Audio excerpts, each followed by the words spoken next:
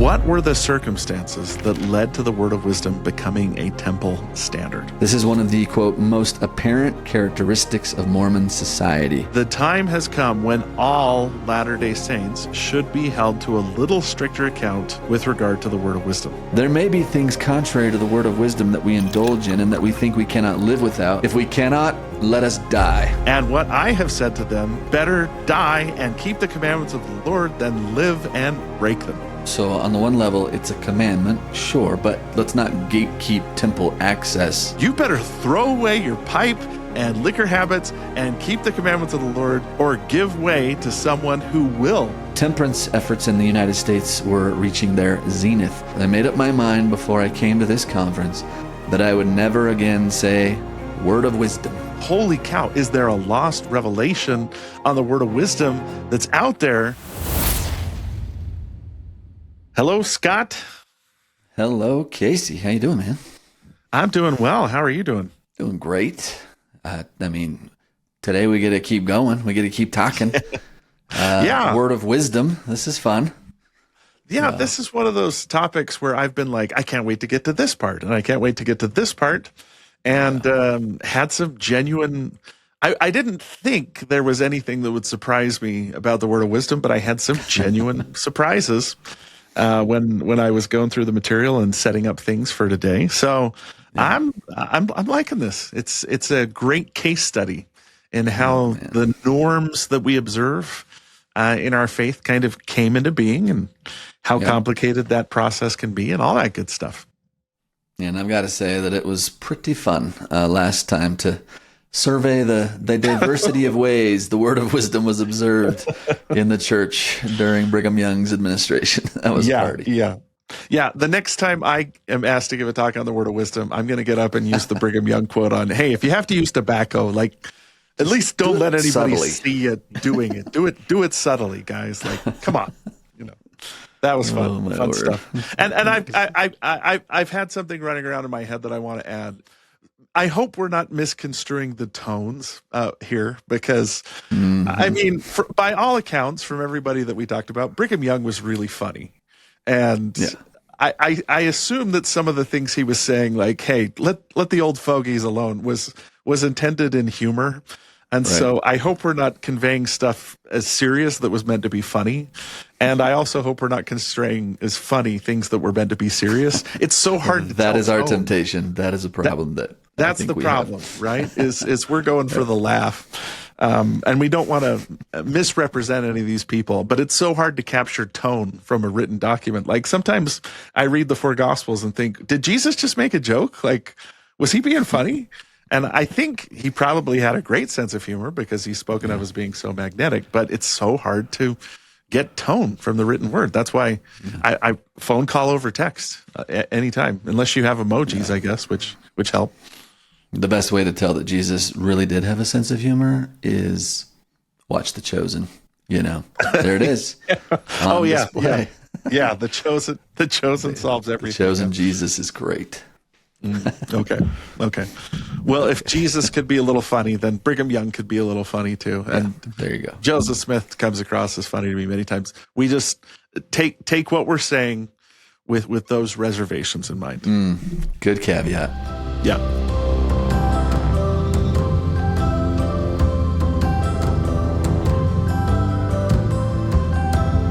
All right, so in our last episode, we kind of highlighted how the pioneer era, as grand as it is, and as iconic as it is, like we reenacted, was sort of the low point in the history of Word of Wisdom observance. And that's not to say that church leaders didn't care and weren't encouraging church members to observe the Word of Wisdom. They did. It's just that they were unwilling to make keeping the word of wisdom a test of fellowship. Like, Brigham Young explicitly said that some church leaders wanted him to make it a test of fellowship, but that was something that he was just unwilling to do. Yeah, when we talked about how as the railroad came into Utah, there were somewhat contradictory messages given to church members about the word of wisdom. This is an interesting moment in our history. Like, on the one hand, they're encouraged to live it.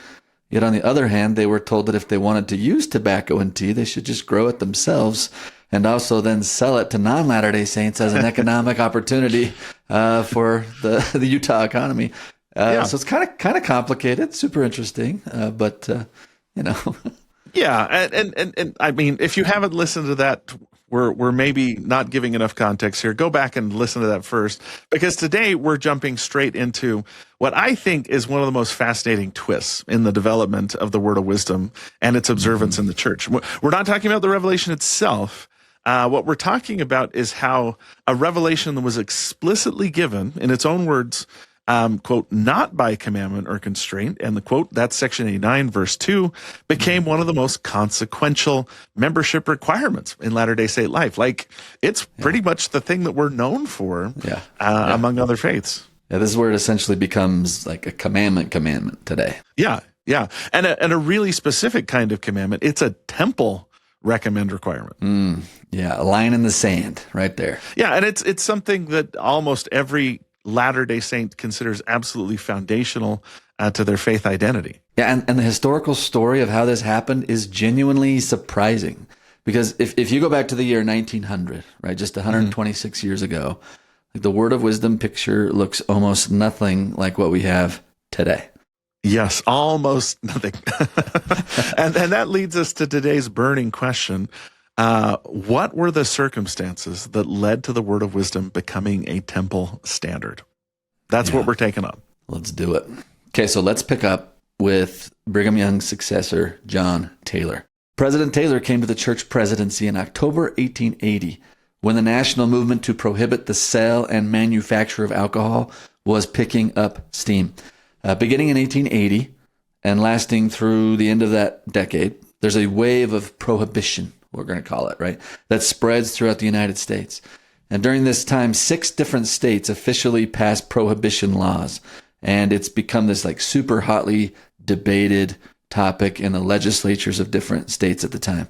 And from what we can tell, President Taylor was also ready to get pretty serious about taking the word of wisdom observance to the next level. Yes. I mean, there's even one source, which is really shaky, and we're going to explore this, that says that in October 1882, John Taylor received a revelation which designated the word of wisdom as a commandment. Now, whoa, I want to go down the rabbit hole for a minute here, because I did when I found this out. I read that in Paul Peterson's thesis, and I was immediately like, whoa, what if there was a revelation that made it a commandment? That would solve a lot of historical questions that we're dealing with. So bear with me, Scott. I did a little bit of a deep dive. Okay. So this claim that John Taylor received a revelation making the word of wisdom a commandment is found in a book by a guy named A. Carl Larson. The book is called I Was Called to Dixie. I even ordered it from the library here at BYU.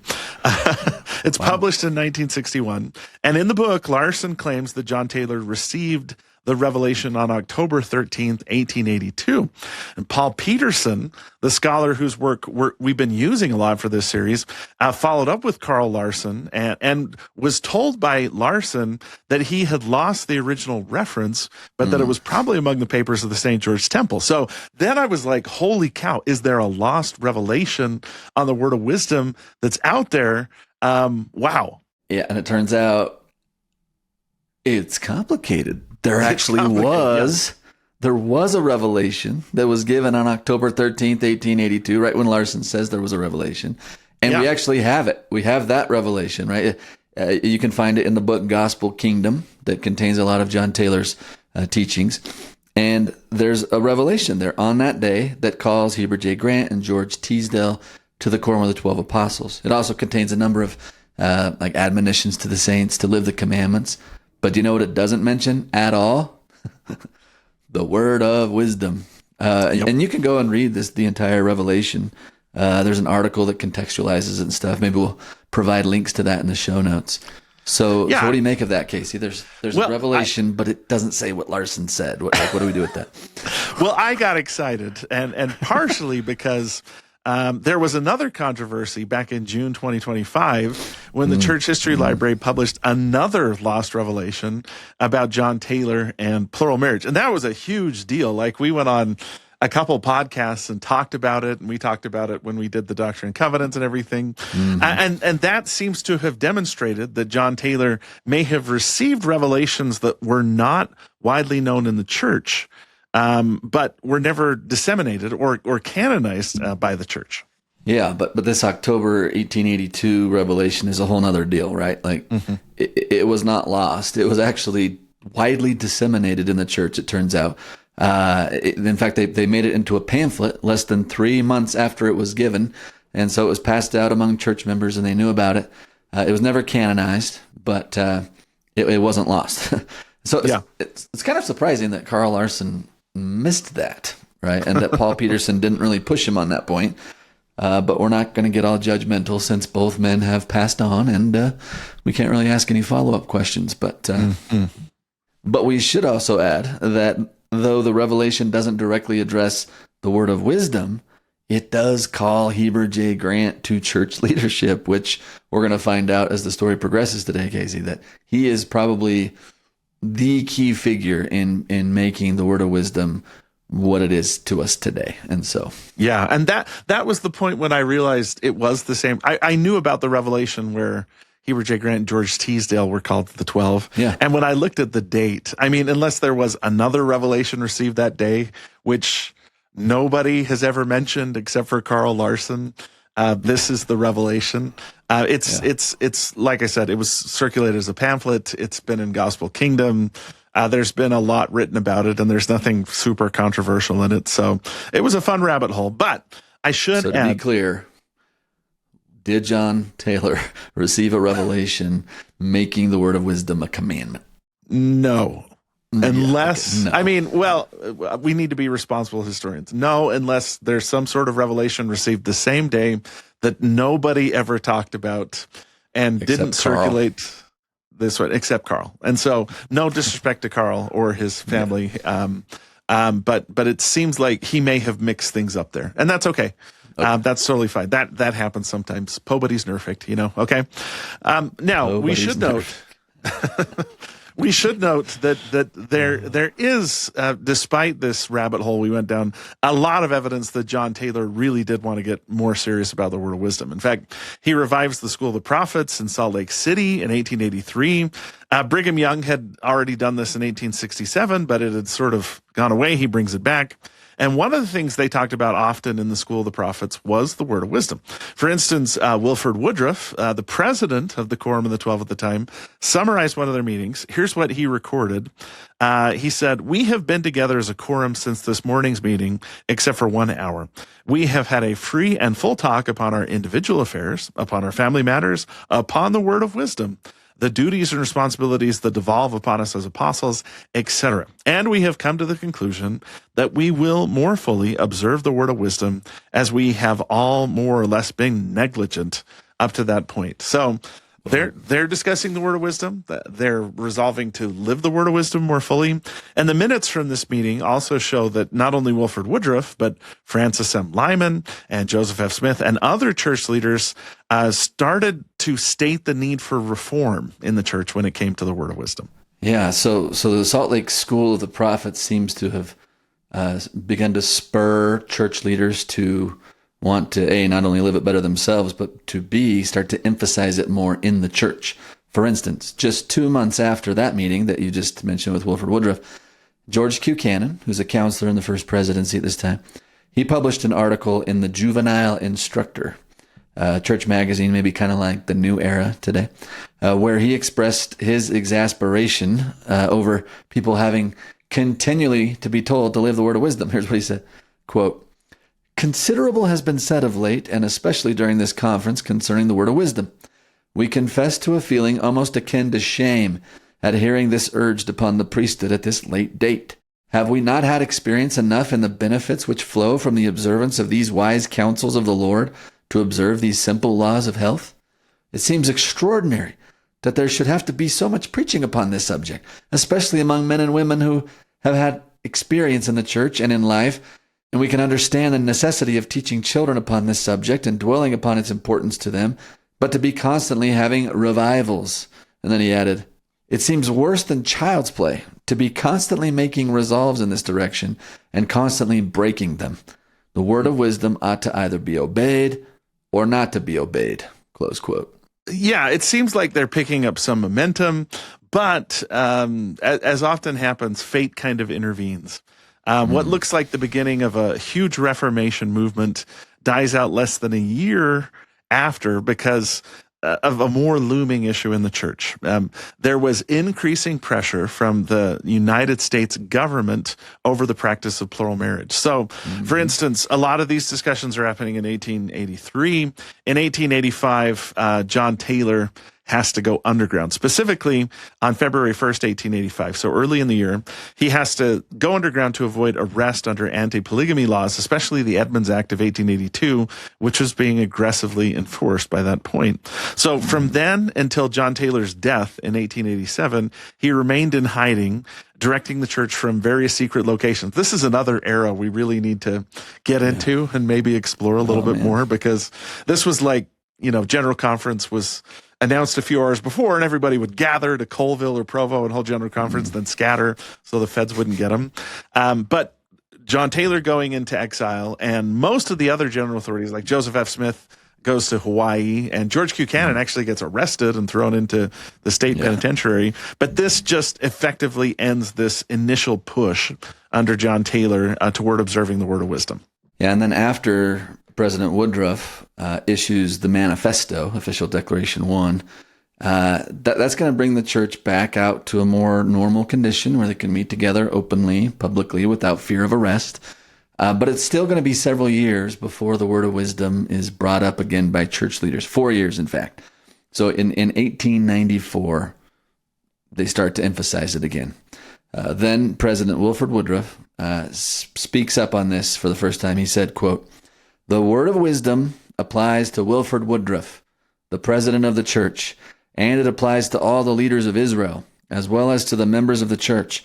And if there are any of these leading men who cannot refrain from using tobacco or liquor in violation of the word of wisdom, let them resign, and others take their places. As leaders of Israel, we have no business to indulge in these things." And then he says, "There may be things contrary to the word of wisdom that we indulge in and that we think we cannot live without." And then if we cannot, let us die. That's what he said. Close quote. I'm going to throw that phrase in the next time I speak in church. Like, I'm going to be like, if we think we can't minister, let us die, or something like that, and see if that gets the crowd. That's pretty fiery, but we should note President Woodruff also has a pretty zealous counselor named Joseph F. Smith, who is even more direct about the word of wisdom. So this is Joseph F. Smith speaking, but he mentions President Woodruff here. And the kind of things people were saying to Wilford Woodruff. So here's the quote. He says, "I have many good sisters come to me and say, 'President Woodruff, I've been raised on tea and coffee, and if I do not have it, I will be sick. I cannot get along without it, or I will die. And what I have said to them, better die and keep the commandments of the Lord than live and break them.'" And here I see, this is the part of the sermon where he gets really direct. Like, this would have been a fun meeting to be in. He says, "And here I see the presiding patriarch of the church close to me. If he cannot keep the word of wisdom and the commandments of God, we will have to get another patriarch of the church." By the way, the patriarch of the church during this time is his cousin. It's John Smith. He says this: "If he cannot put away his tobacco and smoking, he better resign. If he thinks those things are of greater value than the Holy Spirit, Brother John Smith, you better resign, and we will get someone who will keep the commandments of the Lord. You better throw away your pipe and liquor habits and keep the commandments of the Lord, or give way to someone who will honor that calling." I don't know. At first I thought, oh, he's using John Smith as his example. But then as the sermon goes on, it sounds more and more like he is literally calling out John Smith in the middle of the meeting for his non-observance of the word of wisdom. That's pretty direct, especially near the end of that quote. Have you ever felt like the speaker was talking just to you? Yeah. And he keeps saying your name directly and referencing your name calling over and over and again. saying if you don't pull it together, you should resign and give your calling to someone else. I mean, oh man, good stuff. Awesome. Church was fun back then. It was interesting. Used to be more unhinged. So then in the last few months of President Woodruff's life, this is in 1898. All right, they gather together, the first presidency and several of the apostles, and they have a long discussion in the Salt Lake Temple to discuss the word of wisdom. And in the records from that meeting, we see the discussion taken in a lot of interesting directions, including discussions about whether the word of wisdom should be tied to temple recommends. Let me read a little bit from the minutes of that meeting. Quote, "The subject of the word of wisdom and its strict enforcement was brought up for discussion. President L. Snow, Lorenzo Snow, having raised the question whether bishops were justified in refusing to give members of the church recommends to the temple because they did not observe the word of wisdom." So it sounds like there may have been bishops who had already started doing that, and the 12 need to discuss that, right? And then the minutes continue. Brother J.H. Smith inquired what was meant by hot drinks.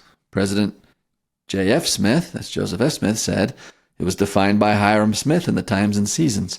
Also that he, Brother Smith, had heard President Brigham Young say that at the time the revelation on the word of wisdom was given, prominent men in the church were inveterate tobacco users and tea and coffee drinkers, and that it was because of those practices that the word of wisdom was given. Like, this is 1898, Casey, and they're still, but what exactly does hot drinks mean, And they're still pinning that down. Yeah, and what's interesting is this isn't an elders quorum, right? This is the quorum of First the 12. presidency and quorum of the 12, yeah. And they're still having members of the quorum of the 12 go, what do we mean by hot drinks? Like, this is a discussion. That's really surprising. And what comes next surprised me too, because according to the records, Lorenzo Snow took the discussion in a direction we usually don't see concerning the word of wisdom. The minutes continue. President L. Snow read the revelation on the word of wisdom and drew special attention to that part which relates to the use of meats, which he considered as equal to that which relates to the use of liquors and hot drinks. He also referred to the revelation which says that he that forbids the use of meat is not of God. That, just for our listeners, that's section 49 that says that. And he, probably meaning Lorenzo Snow, went on to state that President Taylor had expressed the view that some of the brethren talked too strongly against the drinking of tea and coffee. Brother Snow said he was convinced that the killing of animals when unnecessary was wrong and sinful, and that it was not right to neglect one part of the word of wisdom and be too strenuous in regard to the other parts. So Lorenzo Snow's bringing up something we haven't even really brought up, which is what the word of wisdom says about the use of meat. And saying, well, hey, if we're going to emphasize hot drinks, we need to emphasize eat meat sparingly as well. That's interesting. Yeah, why are we emphasizing only some aspects of the word of wisdom, alcohol, tobacco, coffee, tea, but not the part about eating meat sparingly? And then how surprising is that, though, that he says that it was President Taylor's opinion that some church leaders talk too strongly against tea and coffee? Like, whoa, like, so in this very discussion, they're saying, well, what are hot drinks exactly? And Joseph F. Smith's like, it's obvious. Brigham Young already talked about this. It's coffee and tea. And then you have Lorenzo Snow saying that President Taylor said that sometimes the brethren are pushing too hard against coffee and tea. Maybe we need to back off on that. Maybe we should emphasize more about, I don't know, killing animals unnecessarily and eating too much meat. What about that, right? Like, so fascinating. Yeah, interesting direction to take the discussion, right? And then the minutes go on to mention, it says, President Woodruff said he regarded the word of wisdom in its entirety as given of the Lord for the Latter-day Saints to observe. But he did not think that bishops should withhold recommends from persons who did not adhere strictly to it. So they're talking about how President Woodruff says the whole revelation's important, but I don't think we should withhold recommends to people that don't strictly adhere to it. Those are the words he uses, adhere strictly to it. Yeah, okay, so it's so on the one level, it's a commandment, sure, but let's not gatekeep temple access over this revelation. That's interesting. Those two things are just kind of coexisting in the minds of church leaders here as they're kind of debating that. At least the presiding leaders of the church are saying, no, let's not gatekeep on this regard, right? So as of 1898, we can mark it here. There was no direct tie or church policy about observing the word of wisdom and temple recommend status, right? Yet. So mark that in your mind, right? And then as for eating meat, it seems like this topic only really begins to enter the discussion here after Lorenzo Snow becomes president of the church, or like right there at the tail end of President Woodruff's administration. In fact, he brings it up again, Lorenzo Snow does, in just 2 years later, in 1900, how important it was to avoid eating too much meat. And Elder George Teasdale, another apostle, he says that he agrees with President Woodruff that people shouldn't be kept from serving in the Sunday school just because they drank tea. But then he added this. In his view, he said, eating pork is actually a bigger issue than drinking tea or coffee. Ooh, hot take, George Teasdale. And we should also mention that around the same time, 1901, John Henry Smith and Brigham Young Jr. are making arguments that the church shouldn't ban beer outright, at least not Danish beer, right? Because that's what they like to drink. And other apostles like Anthony H. Lund and Matthias F. Cowley, they speak up and say they enjoy Danish beer, and they also like currant wine. And Charles Penrose, he said he would occasionally serve that kind of wine.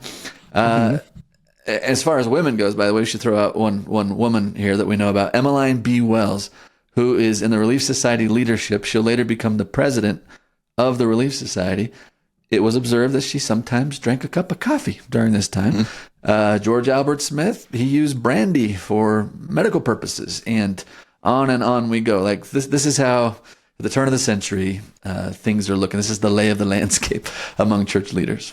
It's very diverse, right? And before we move on, I want to point out that Scott and I don't know a lot about beer, and I don't know what Danish beer is. Like, is that apparently that's the good stuff? Yeah, that's the good stuff. But if we're missing something, like Danish beer is a whole specific other kind of beer that has less alcohol, or it tastes better, or that jumped out at me when they said, like, we shouldn't allow beer except for Danish beer, because Danish beer is really good. I don't know if our audience are maybe the best people to be asking this question to either, Scott, but yeah, if there's anyone out there know anything about that, put that in the comments. Yeah, I tried to go down that rabbit hole and I didn't find anything. And so if there's someone that's more knowledgeable than me, help us out. Okay, so and I should point out too, before we go further, we should really acknowledge that the next few minutes we are pulling from the work of the great Thomas G. Alexander and his excellent book, Mormonism in Transition. So this book is so good.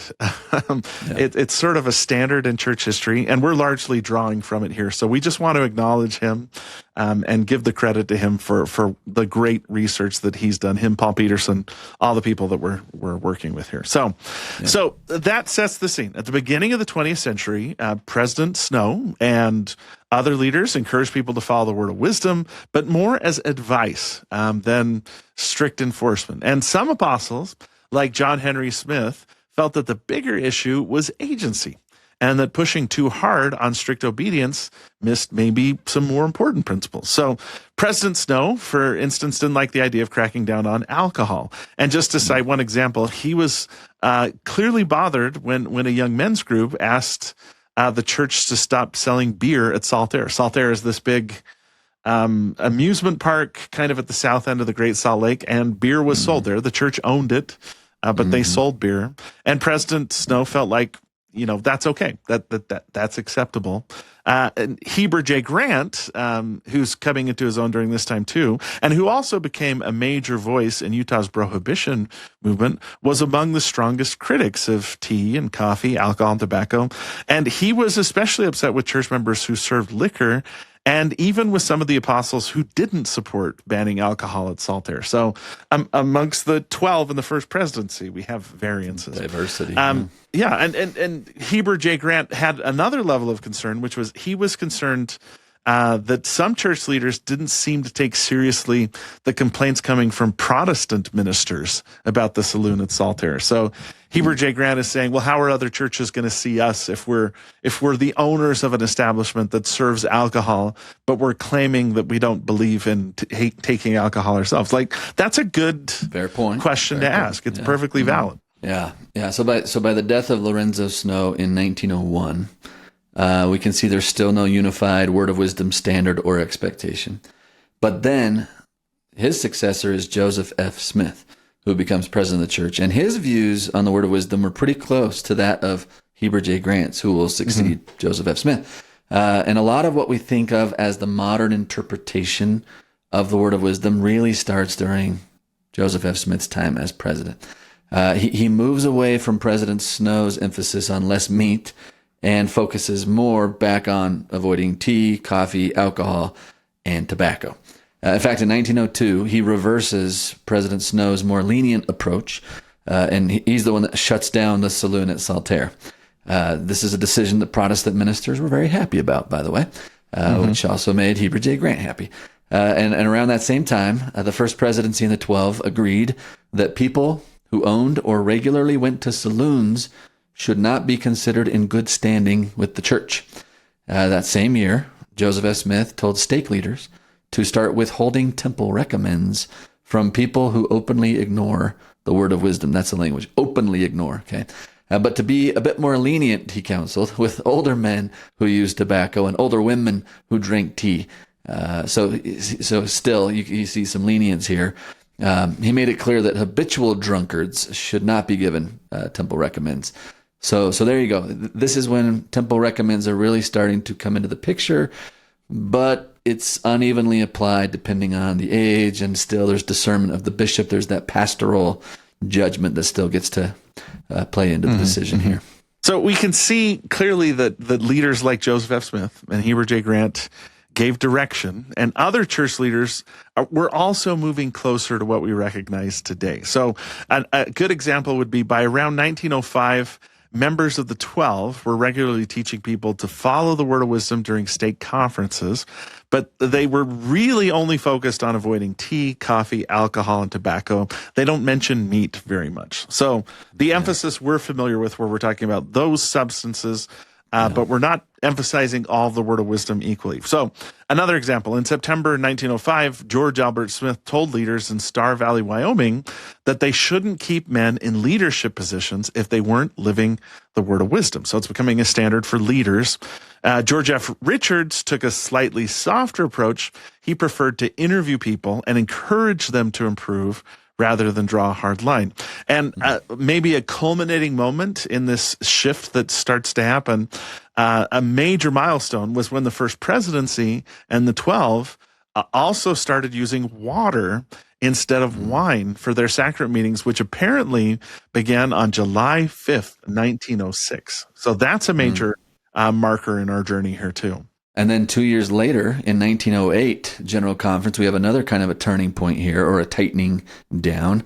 President Joseph F. Smith, April of that year in General Conference, stands up and strongly urges observance of the word of wisdom.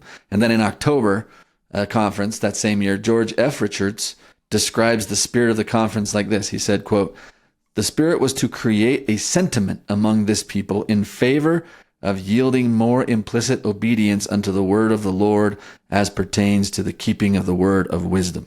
And it's at that same October conference that Joseph F. Smith stands up and says something bold. Here's what he says: "I am sorry to say that I do not believe there is another revelation contained in this book, the Doctrine and Covenants, or another commandment given of the Lord that is less observed or honored than this word of wisdom." Ooh. So the church president is saying, of everything in our scriptures, the word of wisdom is the thing we are most failing to live. That's a stunning indictment. Yeah.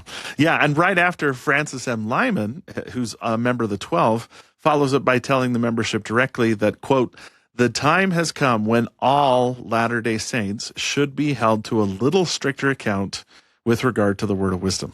And that's 1908. So nothing strictly policy-wise, but you can see the rhetoric is ramping up. Then by December of 1915, fast forward a couple of years here, and Joseph F. Smith has now gone even further. He writes that young and middle-aged men who have had experience in the church, quote, "should not be ordained to the priesthood, nor recommended to the privileges of the house of the Lord, unless they will abstain from the use of tobacco and intoxicating drinks," close quote.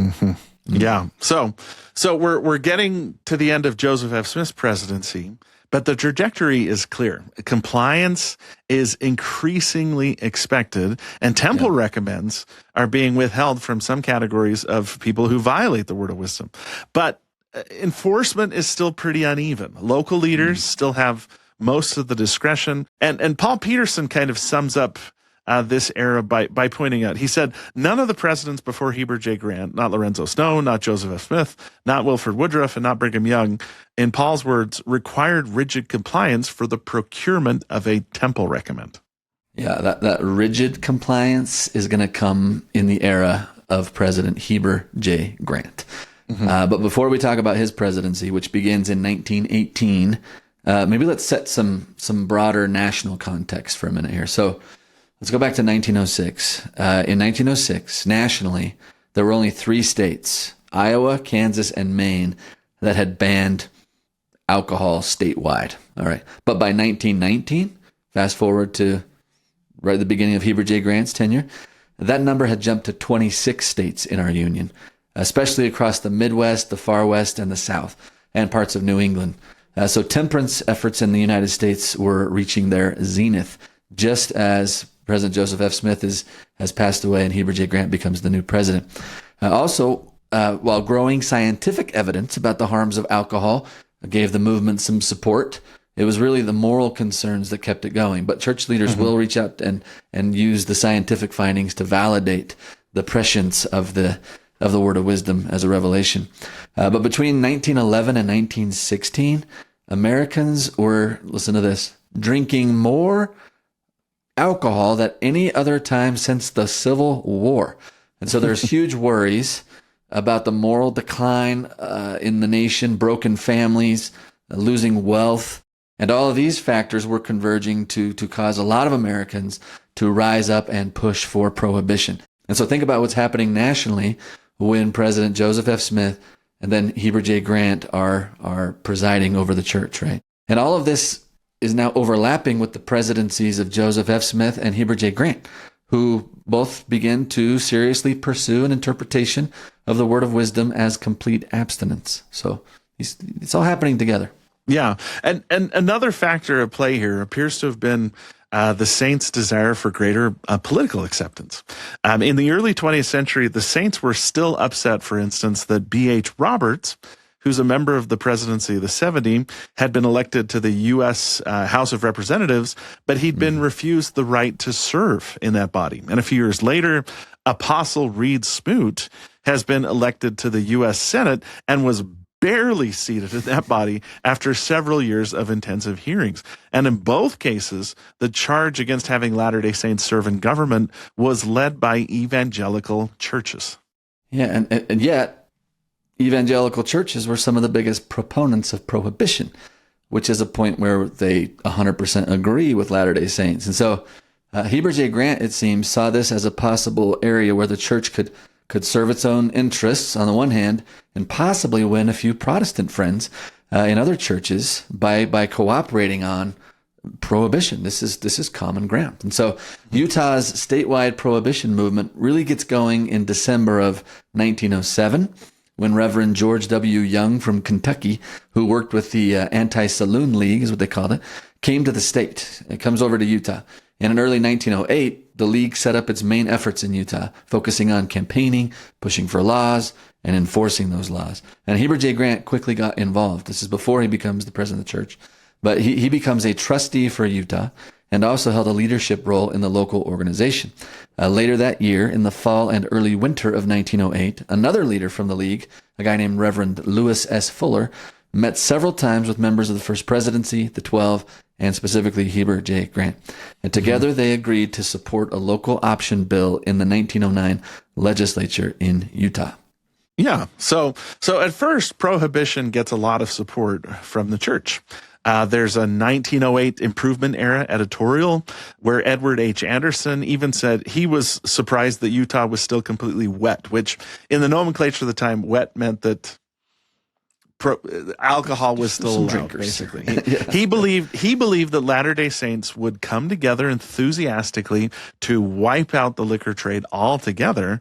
And by 1912, pretty much all church leaders and most people in Utah were on board with prohibition, and the momentum became hard to stop. There was a little opposition from some Republican leaders who were worried about how it might affect the state economically, but for the most part, the support just kind of becomes overwhelming. So in 1917, Governor Simon Bamberger and the Democratic legislature went ahead and made it official, passing a statewide ban on alcohol. Yeah. So then after alcohol was made illegal in Utah in 1917, church talks and magazines, this is interesting, they start to focus more on tobacco. So alcohol, check, let's go toward tobacco. And members are encouraged to support groups like the No Tobacco League of America and the YMCA and the Salvation Army in their efforts to stamp out tobacco use. So by this point, observing the word of wisdom was becoming a quasi-test of full participation in the church, actually, too. So if you wanted to hold a priesthood office or attend the temple, you had to abstain from alcohol and tobacco. Then Heber J. Grant became the president of the church right then. Yeah. So 1918, Heber J. Grant becomes president, and he emphasizes the word of wisdom more forcefully than it had ever been emphasized before. And to understand where he's coming from, you also have to look at this background that he's actually been fighting this battle for decades before he ever sits in the president's chair. Yeah, even like 25 years before he becomes church president, we actually learn of his great frustration with church members on this point. Like, here's a sermon in 1894. He gives an address where I think this is one of the most humanizing and revealing like windows into Heber J. Grant's soul. He said this publicly. He said, quote, "I have been humiliated beyond expression to go to one of the stakes of Zion, to stand up and preach to the people and call upon them to obey the word of wisdom. And then to sit down to the table of a president of a stake after having preached with all the energy and power and zeal that I possessed, calling upon the people to keep the commandments of God, and to have his wife ask me if I would like to have a cup of tea or a cup of coffee." Yeah, that would be frustrating, right? Yeah. So he keeps going. He describes visiting another stake, preaching against tea and coffee, and the stake president saying afterward that he thought the Lord would forgive them if they did drink their coffee because the water in that stake of Zion was very bad. And Heber writes, "I did not say anything, but I thought a good deal, and I had to pray to the Lord and to bite my tongue to keep from getting up and doing something that I had never done in my life, and that is to pick out a man and thrash him from the public stand." Oh, man. Yeah, and this is the part that I think really captures how he's feeling, if you haven't picked up on that already. But he said that he became so discouraged, quote, and so disheartened, so humiliated in my feelings after preaching year after year, both by precept and example, that he made up my mind, he says, I made up my mind before I came to this conference that I would never again say word of wisdom to the Latter-day Saints. He's like, I'm done. I'm out. I am not preaching about this anymore. It's not working. Yeah, and of course he doesn't stop. He never stops. He preaches this for another 50 years. But you can hear in that 1894 statement exactly the kind of personal, moral injury that shapes his presidency. This is not a man simply implementing a policy. This is a man pursuing a conviction he's carried for decades. And he becomes president of the church at precisely the time in the U.S. that prohibition is at its peak. I think that's quite an important convergence to consider. Yeah, he becomes president in late 1918 when the 18th Amendment is about to be ratified. National prohibition is weeks away from becoming law, and President Grant moves quickly. Paul Peterson documents that in October 1919, in his first year as president, the First Presidency instructs mission presidents not to send letters of recommendation for temple recommends unless the individuals concerned are keeping the word of wisdom. And that's 1919. And then, as Thomas Alexander documents, he says that by 1921, okay, so that's just 2 years into President Grant's administration, church leadership formally makes adherence to the word of wisdom a requirement for admission to the temple. Not a strong suggestion, not something bishops exercise discretion over. It's a requirement. 1921, that's a key year. Yeah, and just one example. In March of 1921, George F. Richards, who's both apostle and president of the Salt Lake Temple, he phones 2 Salt Lake City bishops about 2 tobacco users who had come to the temple and tells those bishops in Alexander's words, to try to clean them up before they come here again. So it sounds like the era of pastoral discretion is kind of over, right? Because prior to this, bishops and stake presidents were encouraged to enforce it, but they sometimes made exceptions, but that sounds like not so much anymore. Yeah. So now we probably ought to pause for a second and talk about prohibition more directly. Because when people learn this history, the temptation is to say, oh, of course the word of wisdom became a temple requirement in 1921. Prohibition had just started. The whole country was going dry, so the church is just riding this cultural wave. Yeah, and that's not wrong, entirely. Prohibition is absolutely part of this story.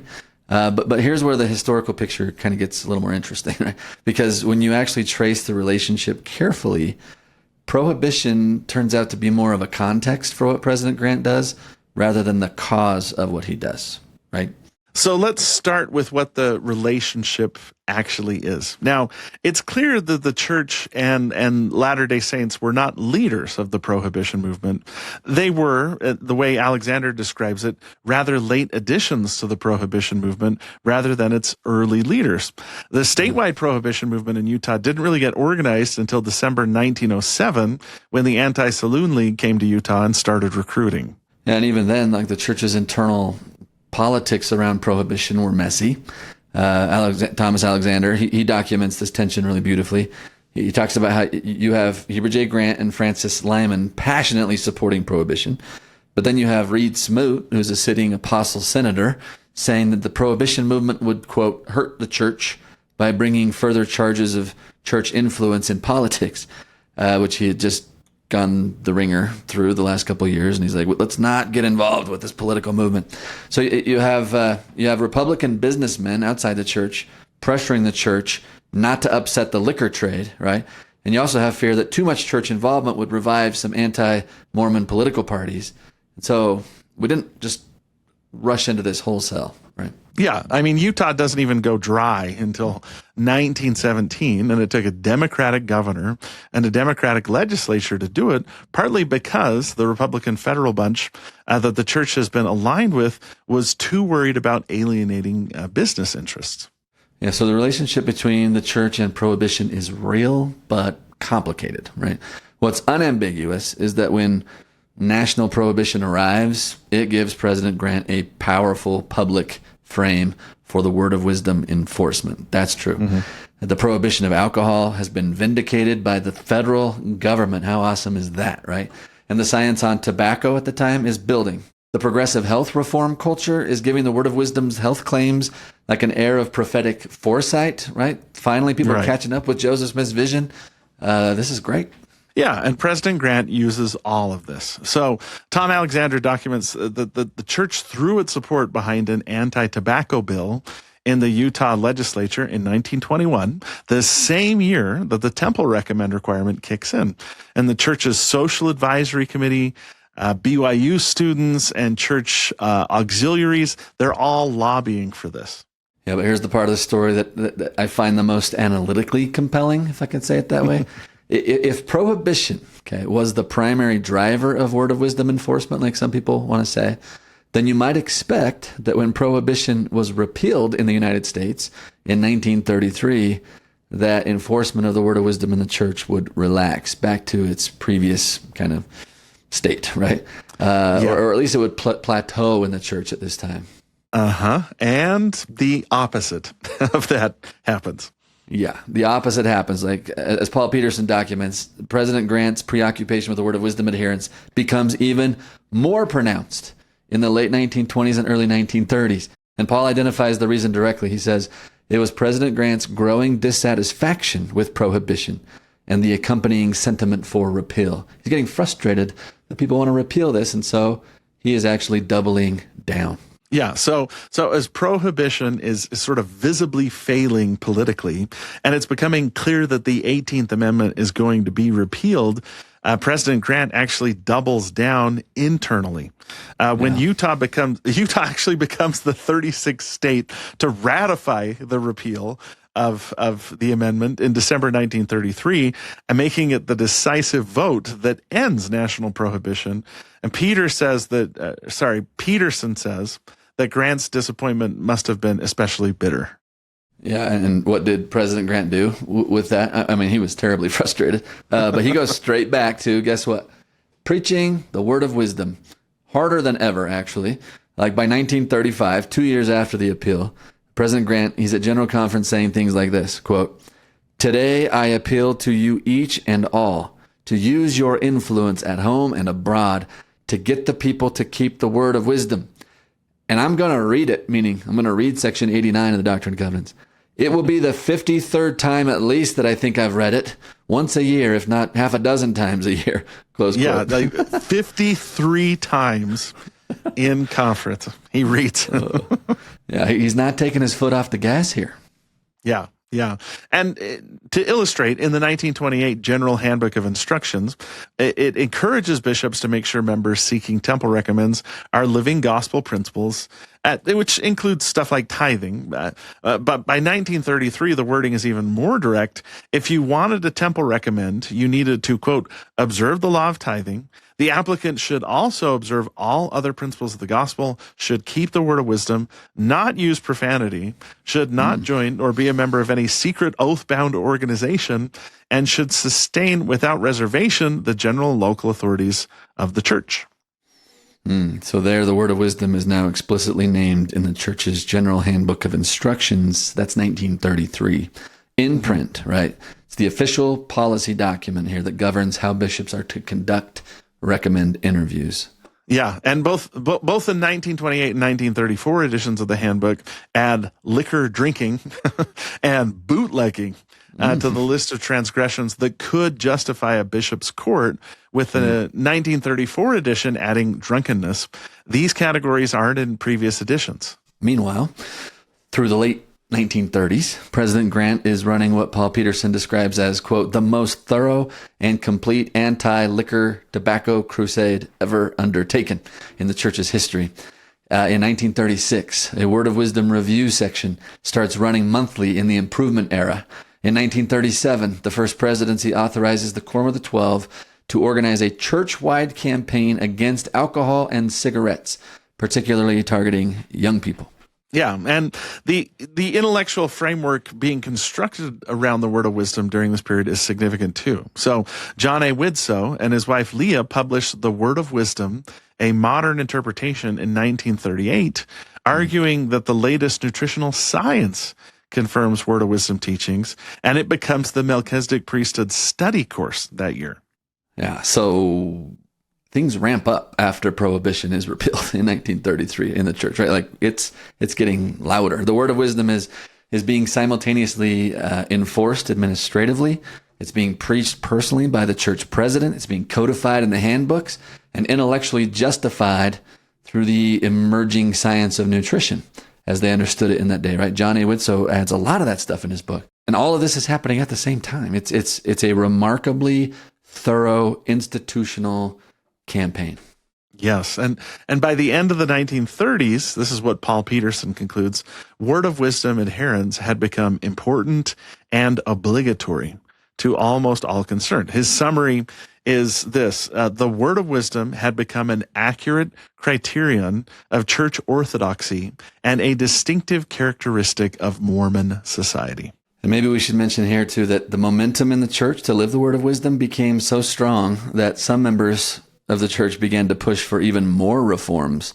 Along with alcohol, tobacco, tea, and coffee, some church members thought the word of wisdom should go further and cover things like caffeinated soda. For instance, this guy named Frederick Pack from the University of Utah, he wrote an article asking this question: should Latter-day Saints drink Coca-Cola?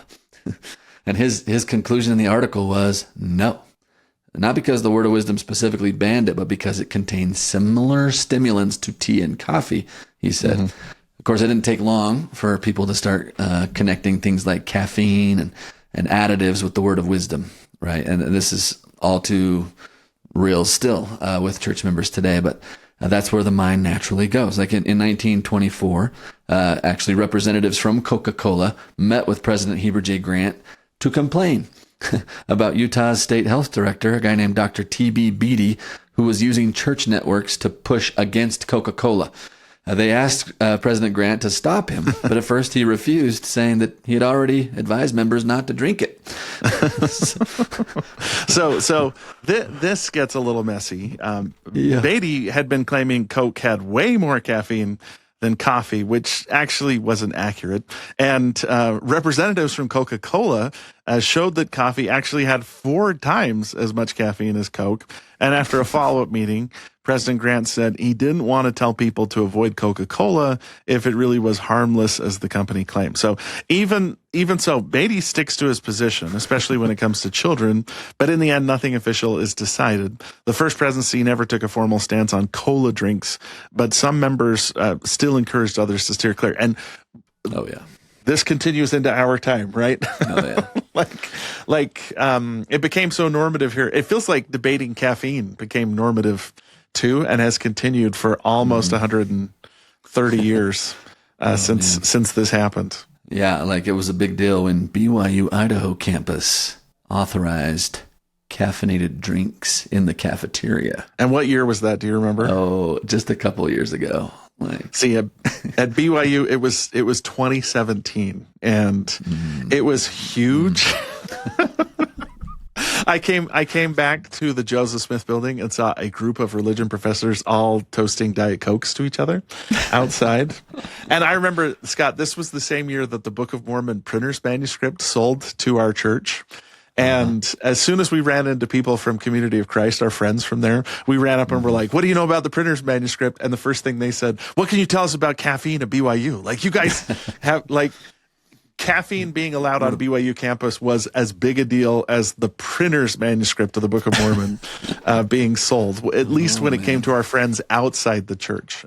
They wanted to know the inside scoop. That's so funny.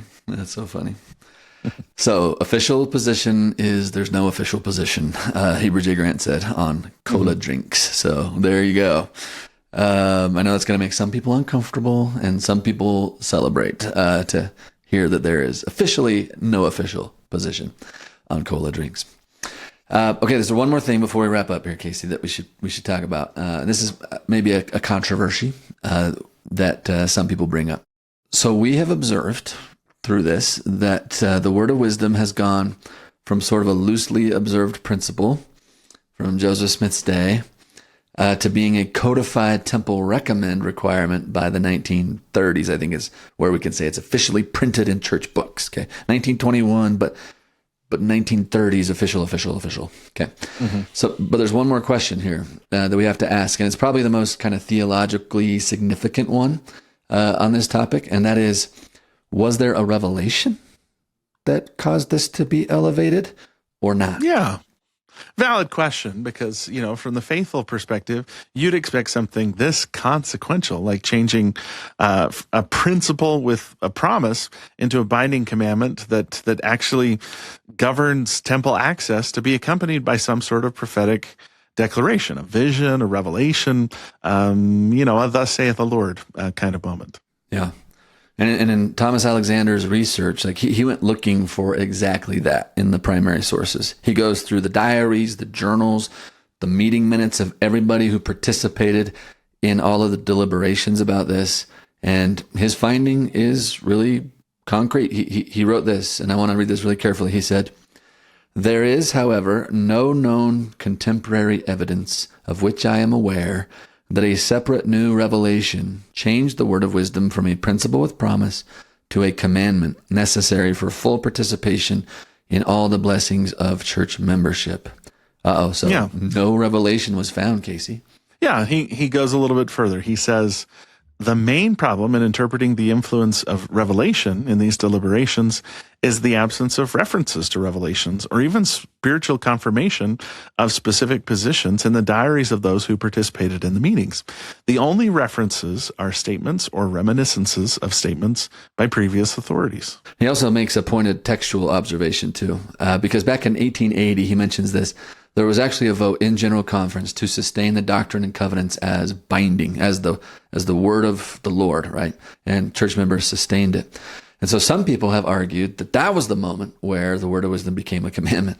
in 1880, right? But Thomas Alexander said no, because the problem with that argument is if they're voting on the words contained in the Doctrine and Covenants, then what they're agreeing to is that the word of wisdom is a principle with the promise given not by way of commandment or constraint, but as a word of wisdom, right? Because that's what Section 89 actually says. So to say that you sustain Section 89 is not to say that it's been elevated. So he said that's an argument some people will make too, but there's more. But yeah, okay. So we should also point out that Tom Alexander is not saying the shift was illegitimate. He's really careful about this. He states, it's obvious that the 12 and First Presidency prayerfully considered the conclusion that the word of wisdom ought to be a binding commandment for church members. He distinguishes between what he calls, quote, instant and unexpected revelations and, in his words, revelations derived from long and prayerful consideration of a particular problem under the inspiration of the Holy Spirit. Yeah, that's a big deal, right? He uses the word of wisdom story as kind of a case study in how doctrinal and policy development actually works in the church. And here's his conclusion. He said, the word of wisdom change, quote, has ordinarily come about through prayerful consideration over time of contemporary problems in the context of tradition, including previous scriptures and statements, immediate conditions, including political, social, and economic problems, and alternative courses of action, close quote. Mm-hmm. Church leaders considering everything, right? Yeah. Yeah.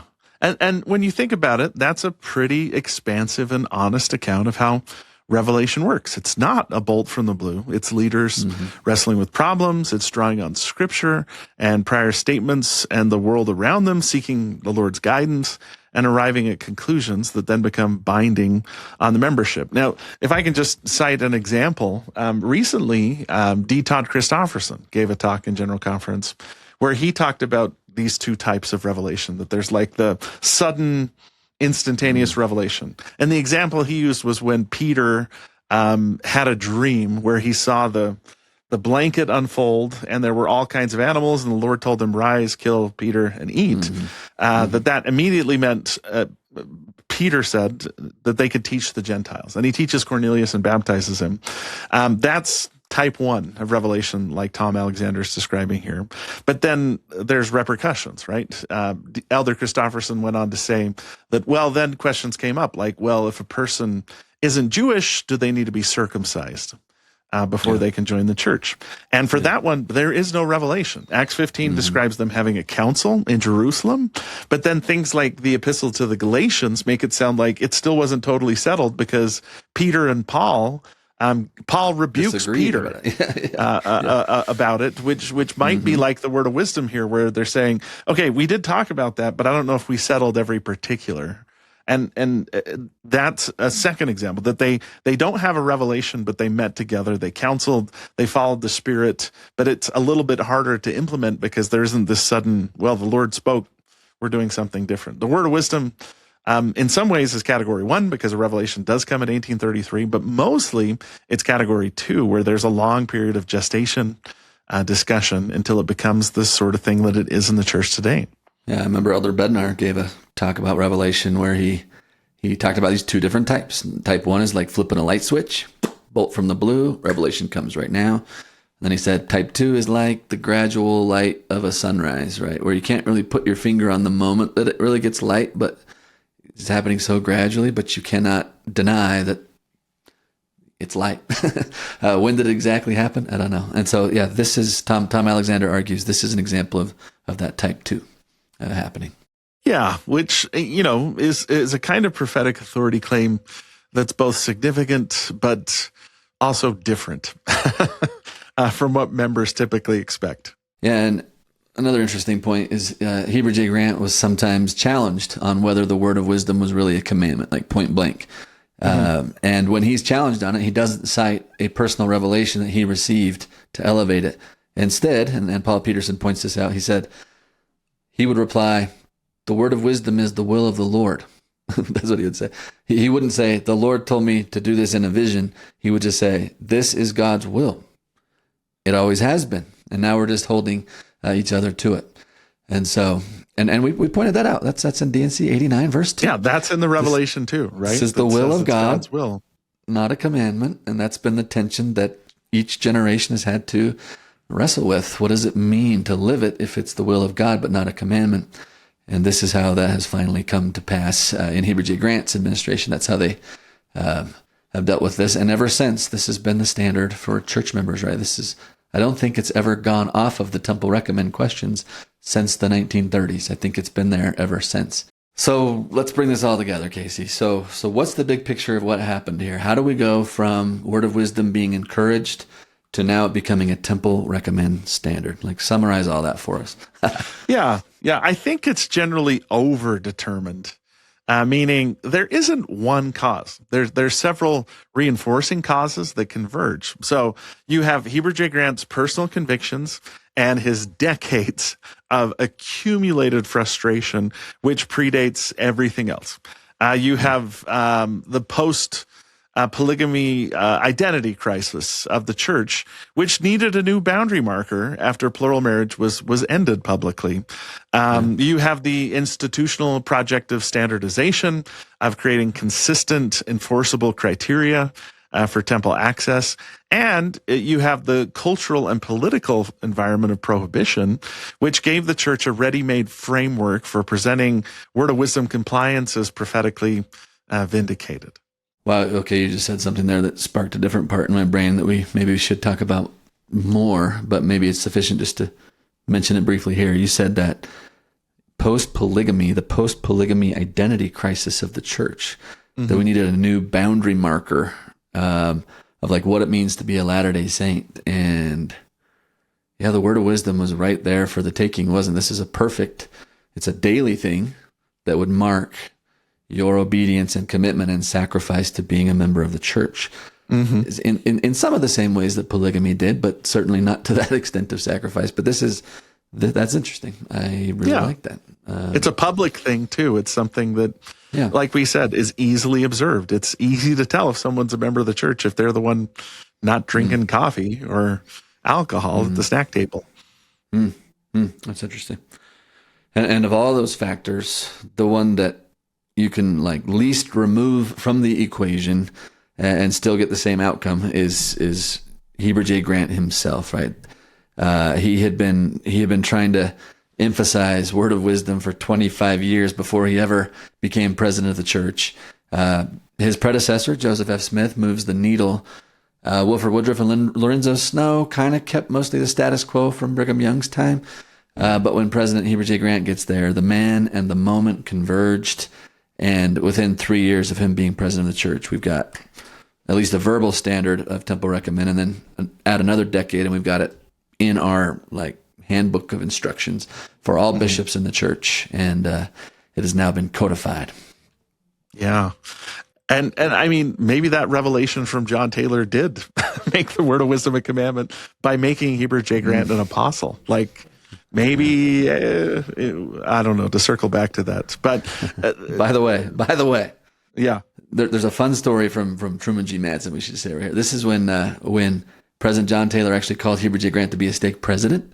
He brought with him Joseph F. Smith to extend the call. And Heber J. Grant, he was asked by President Taylor, do you keep the Word of Wisdom? Now, Heber J. Grant had struggled with some Word of Wisdom stuff previously. And so he said, yes. And then President Taylor said, since when? And he said, since right now. And from now on, I will keep the Word of Wisdom. And anyway, he was a champion of the Word of Wisdom. Seems like from then on, and then becomes an apostle, and then all the history we just talked about. But yeah. Heber J. Grant that's what is we the call key figure here. A convert's zeal, right? That he becomes converted and then he becomes very zealous about it. But I mean, this is the bottom line. And this is what Paul Peterson emphasizes. None of the presidents before Heber J. Grant required rigid compliance for procurement of a temple recommend. That's how consequential his personal convictions were to this story. Yeah, and there's the prohibition piece that ends up being like the most counterintuitive finding of all this, right? Like prohibition is definitely the real context, President Grant cares a lot about.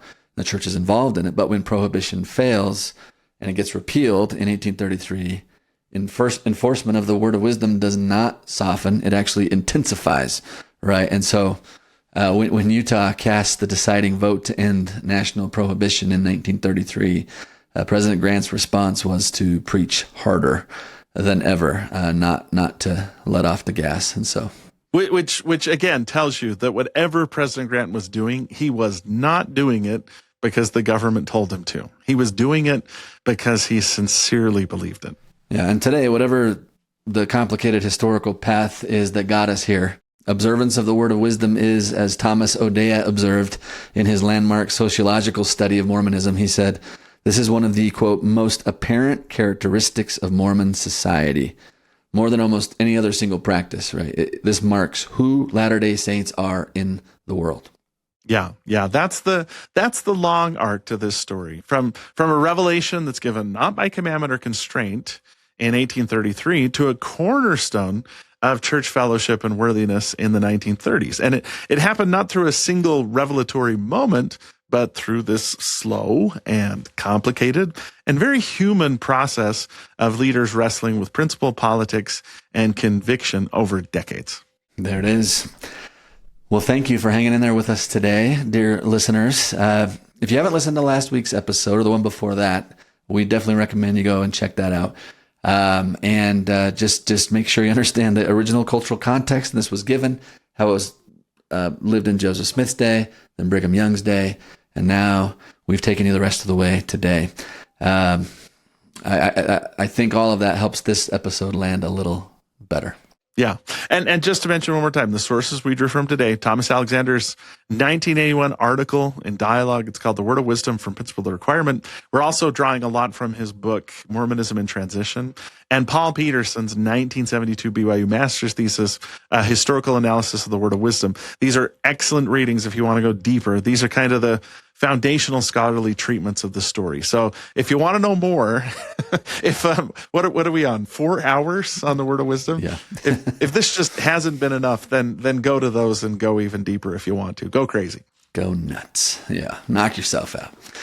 It's good stuff. So, Casey, what do we have left in this series?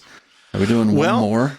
I think we're going to do one more and then maybe bring in an expert to talk about it. So now that we've got the Word of Wisdom to where it's normative the way it is now, we've got to talk about maybe some interesting moments where it could have gone even further.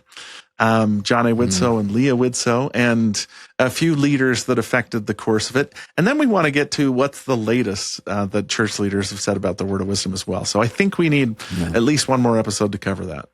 I feel like there are still some modern controversies. We have listeners writing in and asking us about certain things about how the Word of Wisdom is lived today. Like the picture has gotten a little more complicated with the kind of things you can put into your body these days that are not mentioned in the Word of Wisdom, for instance. Like maybe we should talk about a little bit of that too at some point. So yeah. More to come. More to come. Okay. So that's in our next episode and we'll see you all then. All right. See you then.